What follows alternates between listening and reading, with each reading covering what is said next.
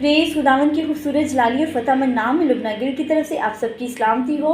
और नाज़रीन, मैं बहुत शुक्रगुज़ार हूँ कि आप मुझे अप्रिशिएट करते हैं, मेरे कलाम को लाइक करते हैं, कमेंट्स देते हैं। और खुदा आप सबको ब्लेस करे। और जो फेसबुक पर मेरे साथ मेरे मैसेज को ज्वाइन करते हैं और लाइक करते हैं, कमेंट्स देते हैं, और उनको मैं कभी दुआओं में भूलूंगी नहीं, उनको याद रखूंगी। और दूसरा ये कि जो मेरे जैसे कि आपको पता है कि मैंने यूट्यूब चैनल पे भी अपने मैसेज को अपलोड करती हूँ, और बहुत से लोग मेरे यूट्यूब चैनल को भी देखते हैं, और जिन्होंने सब्सक्राइब किया है उनको भी मैं अपनी दुआओं में याद रखूँगी। और जो लोग नए हैं और जिन्होंने अभी तक सब्सक्राइब नहीं किया, मैं चाहूँगी कि वो भी मेरे चैनल को सब्सक्राइब करें, ताकि जब भी कोई नई वीडियो हो तब सबसे पहले आप तक पहुंचे और आप भी कलाम के वसीला से बरकत पा सके। अब देखिए कि हमारा काम है कि लोगों तक कलाम पहुंचाना और दूसरे कि इस पर अमल कर सके। और ये है कि बहुत से लोग अप्रिशिएट करते हैं कि हम आपके मैसेज से बड़ी बरकत मिली है, और हमारा तो काम है पहुंचाना, ठीक है, दूसरा अमल करना अब आप लोगों का काम है। और जितने लोग मेरे मैसेज को लाइक कमेंट्स करते हैं, सब्सक्राइब करते हैं, और याद रखें कि मैं उनको हमेशा अपनी दुआओं में याद रखूँगी, और कि खुदा उनको ब्लेस करे, और दूसरा ये कि उनको हर काम में सक्सेसफुल करे। अब देखिए वक्त को ज़ाया करते हुए हम कलाम की तरफ आते हैं। आज का जो मेरे कलाम का नुआन होगा वो है शिफा ना पाना भी एक बरकत है। कुछ लोग हैरान होंगे कि ये सिस्टर लुबना ने कैसी बात कर दी कि शिफा ना पाना भी एक बरकत है। यस, आज भी एक आप लोगों के लिए एक नई बात होगी कि शिफा ना पाना एक बरकत है। अब देखिए कि एक आदमी है,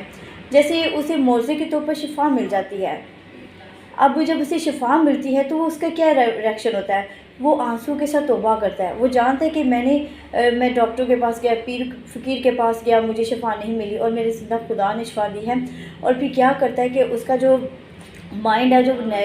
कमज़ोर ईमान होता है, वो एक मजबूत ईमान में चेंज हो जाता है। अब वो फिर तौबा करता है अपने गुनाहों से, फिर खुदा से वादा करता है कि बाप मैं तेरे घर आया करूँगा, अब तूने मुझे मेरी ज़िंदगी में इतना बड़ा मौज़ा किया, और इस मौज़े से उसका ईमान जो होता है वो मजबूत हो जाता है। और फिर क्या होता है कि खुदा उससे खुश होता है। अब वो क्या करता है कि खुदा के घर में रूटीन से बाकायदगी से खुदा की इबादत में आता है, जैसे संडे की इबादत में आता है। दूसरा ये कि खुदा से वादा करता है कि खुदा बाप अगर मैं दुआ नहीं करता तो मैं 2 वक्त दुआ भी किया करूँगा, जैसे सुबह भी करता है, रात को सोने से पहले भी दुआ करके सोता है, और सम टाइम 3 बजे भी कर सकता है। अब देखिए आहिस्ता आहिस्ता वो ऐसे खुदा के और भी वफ़ादार होता जाता है, और जैसे जैसे वक्त गुजरता जाता है उसकी जो होती है ना रूटीन, वो ख़त्म हो जाती है। अब देखिए कि स्टार्टिंग में तो बड़ा जोश होती है उसमें कि वो खुदा के साथ कितना वफ़ादार होता है और अपने गुनाहों से तौबा कर लेता है, लेकिन आहिस्ता उसकी जो सुस्ती काहली का शिकार हो जाता है, वो गुनाह में फिर जाता है, मायूस हो जाता है। अब जहाँ 3 वक्त की दुआ करता था वहाँ पे 2 वक्त की करता है, फिर कुछ लम्हों के बाद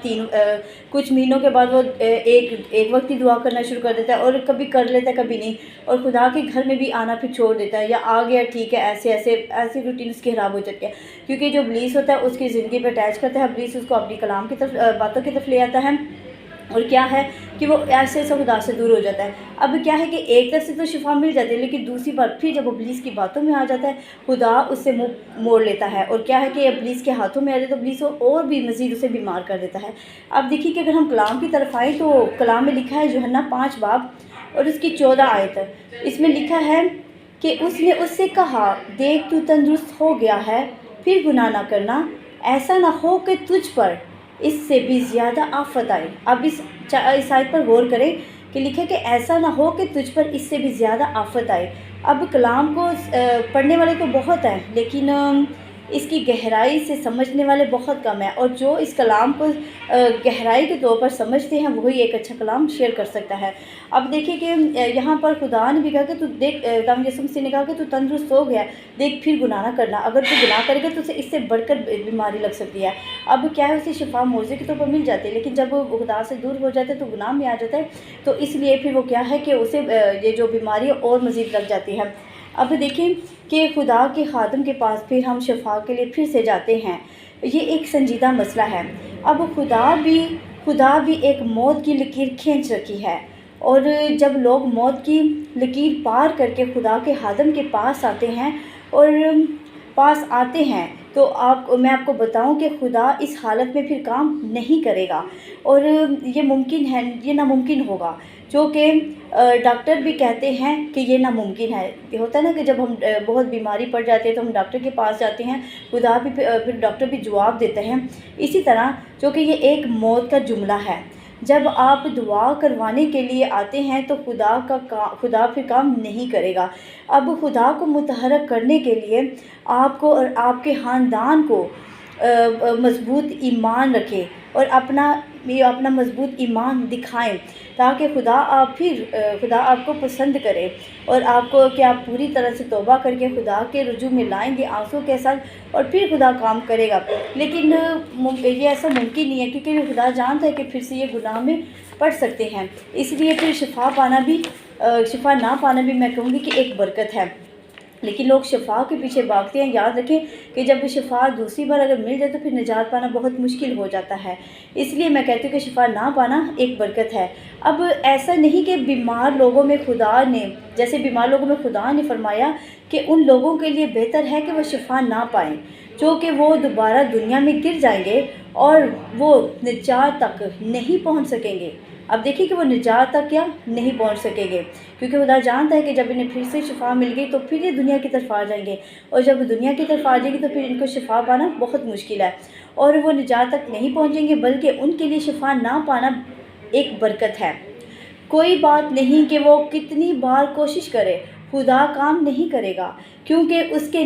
کے لیے شفا نہ پانا اچھا ہے۔ اور وہ توبہ کرتے ہوئے نظر آئیں گے اور انہوں نے شفا پائی، اور چند ماہ کے بعد یا 1 یا 2 سال کے بعد پھر وہ ابلیس کے ہاتھوں میں آ سکتے ہیں، اور پھر خدا کی نظر میں ایک مجرم بن جائیں گے، اور یاد رکھیے کہ پھر وہ نجات پانے کے بھی لائق نہیں ٹھہریں گے۔ اس لیے خدا کہتا ہے کہ شفا نہ پانا بھی ایک برکت ہے۔ اگر آپ کو معجزے کے طور پر شفا مل جاتی ہے تو پھر آپ کو چاہیے کہ پوری روٹین سے خدا کی عبادت کیا کریں۔ اب دیکھیے کہ